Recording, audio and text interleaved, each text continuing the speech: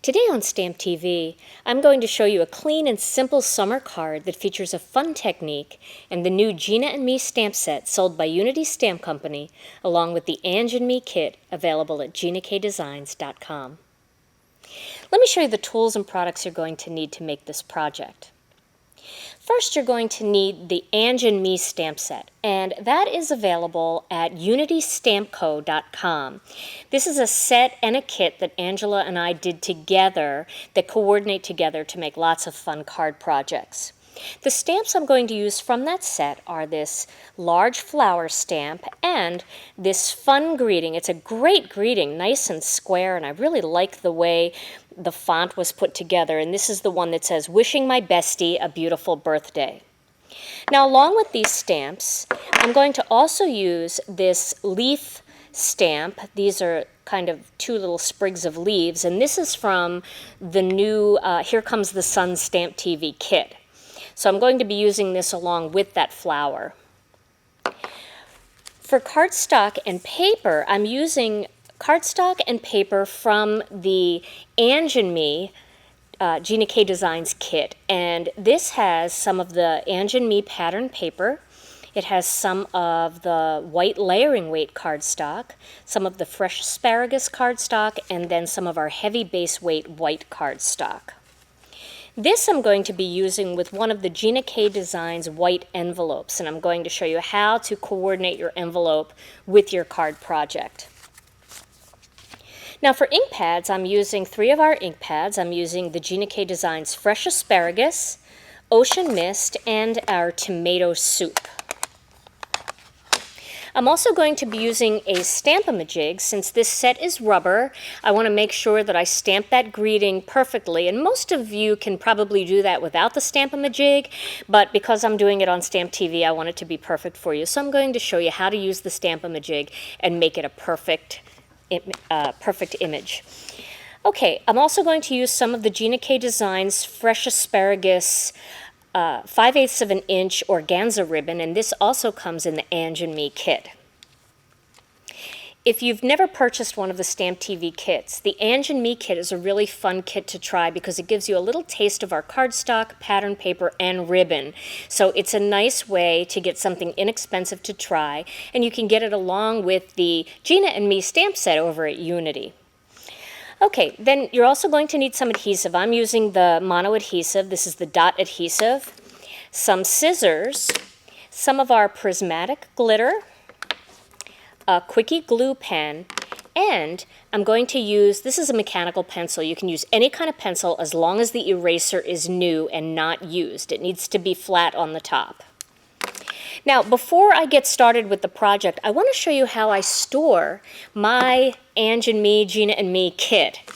Here are one of the Gina K Designs binder boxes, and inside here I have my Ange and Me pattern paper pack. You can see all these beautiful colors that you get in this.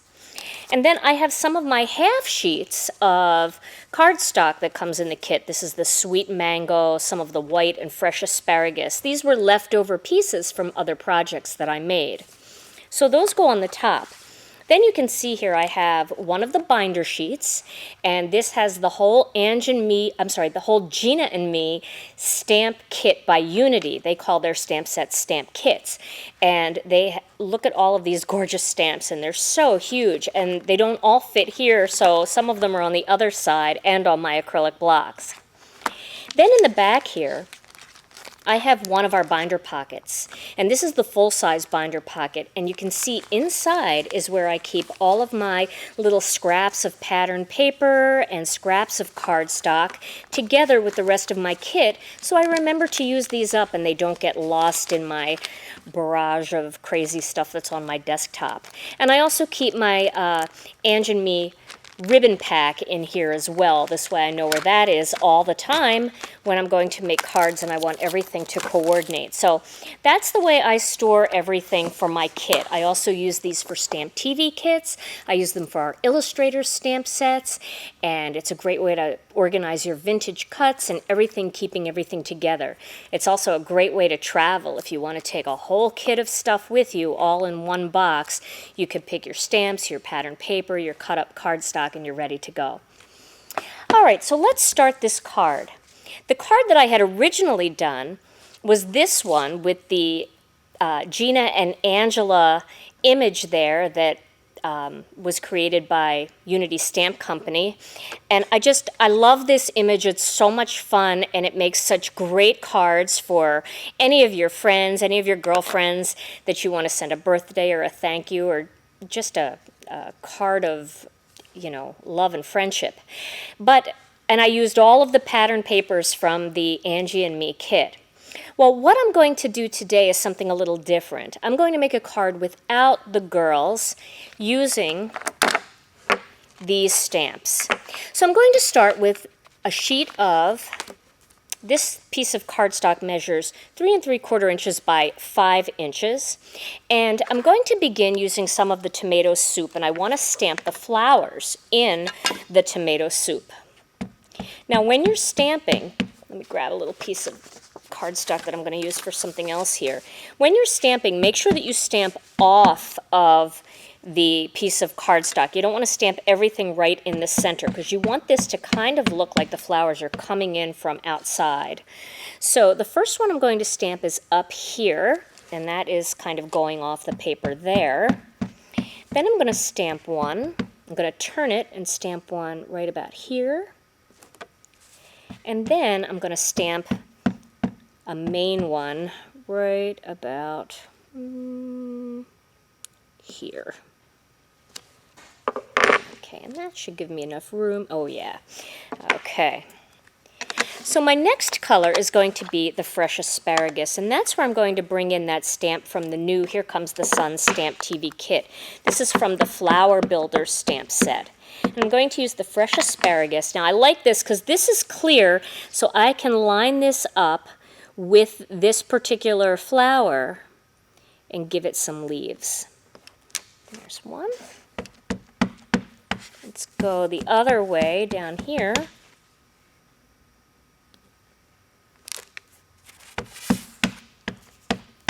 And we'll come in from the top here.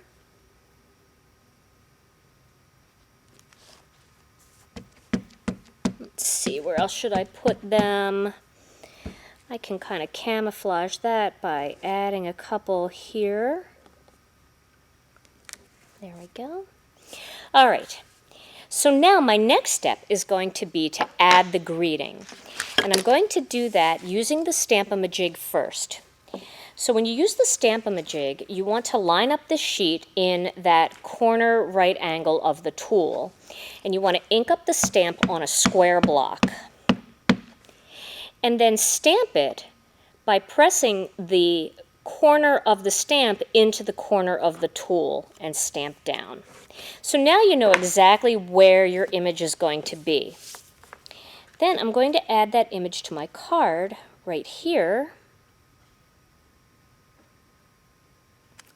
by replacing the tool, now that I know it's straight, and inking it up again and stamping it. Now you can see that my greeting is nice and straight and exactly where I want it to be. Now we're going to do something fun with this. Got a little piece of glue on there. We're going to do something fun with the ocean mist and this pencil. What I want to do here is I want to fill in the centers of the flowers. And there isn't a stamp in this particular set that allows you to do a two-step stamp where you can stamp in the center. But an eraser will give it a real fun watercolored look. And since the eraser is made of rubber, it's going to act like a rubber stamp. So I'm going to stamp one here. Isn't that fun? One here. And one here. And don't worry about centering them exactly because the actual centers of the flowers aren't perfectly round, but it gives it kind of a watercolored fun look. Now I want to add a couple more dots in here, so I'll put one there, one here. I'll put one over my little mark that I made. One here, one here, and one down there. Okay. So now I'm going to add a little bit of glitter. I have a scrap piece of cardstock here that I use for a variety of things, including embossing powder. I'm just going to run my embossing magic pad over that. This way the glitter won't stick too badly to the cardstock. And then I'm going to grab this Quickie glue pen, get it started here. Okay. Yep. All right, now I'm going to color in the centers of these flowers and the extra dots that I made with some glue. Then I'm going to grab that prismatic glitter and add a little glitter to those dots. Now you can see now they're starting to sparkle and shine. And you'll be able to see it well in the picture underneath the screen too. All right. Now I'm doing just a few at a time because this Quickie glue pen is a great glue pen, but it doesn't put out a lot of glue, so it can dry rather fast, which is good when you're making a card project. You don't want to wait forever for something to dry, but you do have to work a little bit quickly with it. All right, I've added some more glitter there, and then I'm just going to finish these up. One up here, one up here, and this one. And again, adding a little bit of glitter and then blowing the excess away. So now I've got some real fun sparkle and shine in that card. Okay, I'm going to put that aside and get rid of this glitter. There we go.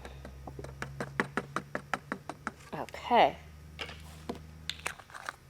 Still do have a little bit on the desk. The best way to clean up glitter is to get one of those Swiffers or one of those dusting cloths, and after you're finished working, just go right over it and it'll pick up everything. You can also go over your dried card once the glitter is all dry on the card, and it'll pick up any excess glitter that is on your card project. So now I'm going to add some ribbon, and that ribbon's going to go right about here. I'll need my scissors for this, and I'm going to cut that. And I'm going to use some of that excess to make a knot. But before I do that, I want to adhere this panel onto this piece of fresh asparagus cardstock. And that glitter should be pretty dry now, so I should be able to turn it over without a problem. And we'll put these two pieces together. And then add this strip of fresh asparagus ribbon right down the side there.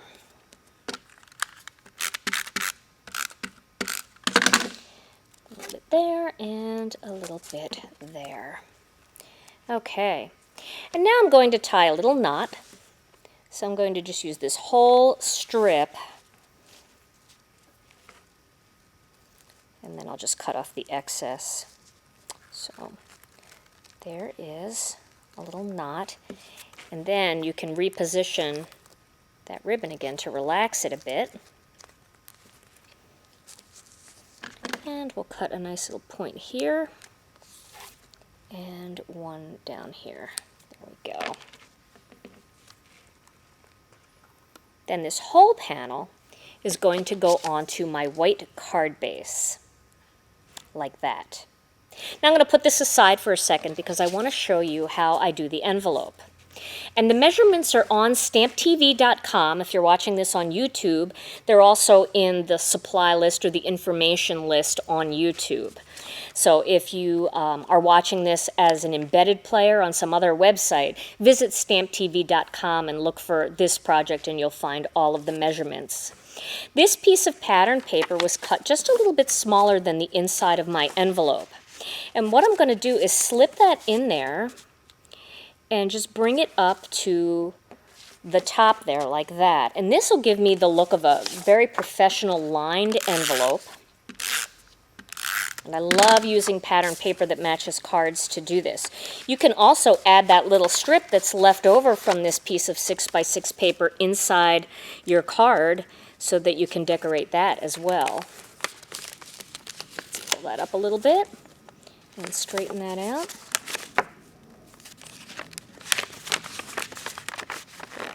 Kind of laid that down a little bit too quickly. Okay, so there is my envelope, and let me show you how pretty these look together. I'm going to put these aside. Here is one that's already adhered and an envelope to match, and you can see how pretty these look together. It picks up the colors of the tomato soup and the fresh asparagus in the pattern paper. You can add a little bit of glitter, you can add a flower on the outside to match, and it just dresses up your envelopes and makes them a little more professional looking. For those of you that sell your cards and sell envelopes, it's nice to make them to match because they really look like specialty boutique items then. Making dots with an eraser is lots of fun and easy to do. Try making your own polka dot patterned background paper using this technique, or use it to add a few accents with Versamark and then emboss them with gold or silver to create the look of metal embellishments.